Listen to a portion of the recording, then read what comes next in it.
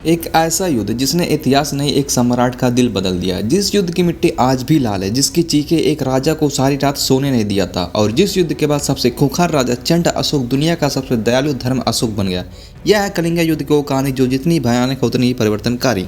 तीसरी शताब्दी ईसा पूर्व भारत के पूर्वी तट पर एक ऐसी भूमि थी जिसने अपनी स्वतंत्रता को किसी राज्य के अंदर आने नहीं दिया।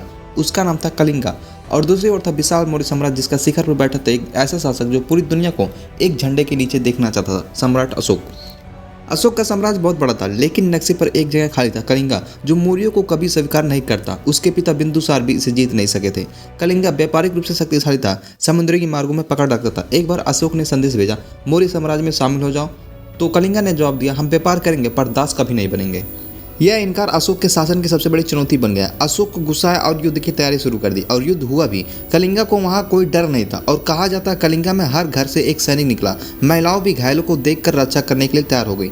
और युद्ध की जगह था दया नदी का किनारा, जहां जमीन समतल, चारों तरफ पहाड़ी और ढालों का फायदा कलिंगा को मिलता। युद्ध से एक रात पहले कलिंगा के सैनिक अपने बच्चों को देखकर मुस्कुरा रहे थे, जैसे आखिरी बार देख रहे हो। मौर्य सैनिक अपने हथियार तेज कर रहे थे। रात इतनी शांत थी कि डर भी कांप रहा था। सुबह होते ही युद्ध शुरू हुआ। कलिंगा ने हमला किया। उनका हमला इतना तेज था कि मौर्य सेना की पहली पंक्ति बिखर गई। अशोक समझ गया कि यह कोई साधारण राज्य नहीं है, ये जिद और स्वतंत्रता का राज है। कलिंगा कम थे, लेकिन उनकी वीरता का दहाड़ वही थी।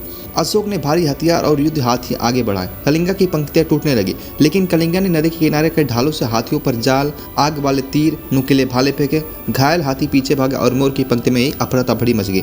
कई सैनिक अपने हाथियों के पैर तले कुचले गए। युद्ध अब खून की नदियां बन चुकी था। अशोक ने पूरा साम्राज्य दांव पर लगा दिया। कलिंगा की जन सेना अब टूटने लगी थी। लोग नदी की ओर भाग रहे थे, प्यासे, घाव और डर से व्याकुल थे। कलिंगा के युद्ध अंतिम सांसें तक लड़ते रहे। कई महिलाएं भी दुश्मन के सामने डटकर खड़ी रही। युद्ध अब सभ्यता के लिए संघर्ष बन चुका था। दया नदी का पानी लाल हो गया था। आखिरकार अशोक के विजय का ढोल बजने लगा। कलिंगा पर मौर्य झंडा लहरा दिया गया, लेकिन अशोक के भीतर एक खामोशी थी, अजीब, भारी और डर सी। अशोक के युद्ध का मैदान देखा, और उसने जो देखा वही दृश्य उसके जीवन को बदल दिया। लाशों का ढेर, रोती हुई माताएं, घायल बच्चे, घर जल चुके, और हवा में मौत की बदबू, खून की धारा। और लोक कथा में कहा जाता है कि एक बूढ़ी माँ अपने जवान बेटे की लाश पकड़ कर रो रही थी।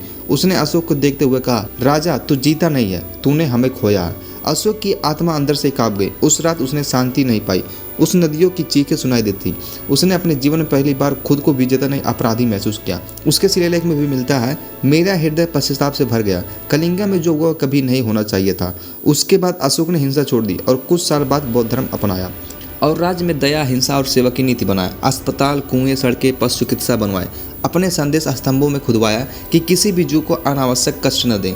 वह मानव इतिहास का सबसे बड़ी परिवर्तन में से एक था। एक हत्यारा राजा एक महान मानव सेवी सम्राट बन चुका था। कलिंगा में अधिकारी भेजे गए, कैदियों को बसाया गया, फसलें और गांव दोबारा बसाए गए। उसके बाद अशोक ने दया से शासन किया, डर से नहीं। कलिंगा ने युद्ध हार कर भी अशोक का दिल जीत लिया।